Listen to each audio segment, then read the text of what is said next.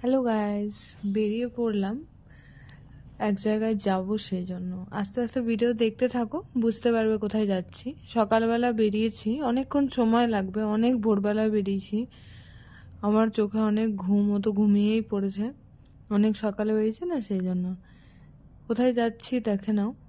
সকালে বেরিয়েছি, পৌঁছতে পৌঁছতে রাত হয়ে গেছে, দীঘা পৌঁছে গেছি। এরপর আমি দীঘা দেখাবো, চলো। ডাইরেক্ট চলে গেলাম আমরা সমুদ্রে। সমুদ্রে অনেক গর্জন, রাত্রেবেলা সেরকম আলো ছিল না, বোঝা যাচ্ছে না। তো আমরা সমুদ্রের ধারে কিছুক্ষণ বসলাম, খুব সুন্দর ওয়েদার ছিল। কিছুক্ষণ ওখানে বসার পর কিছু খাবো, কিছু খেতে তো হবেই। চলে গেলাম মাছের দোকানে, ওখানে গিয়ে কিছু খাবো। চারিদিকে দেখছি, দীঘা মানে মাছ তো খেতেই হবে।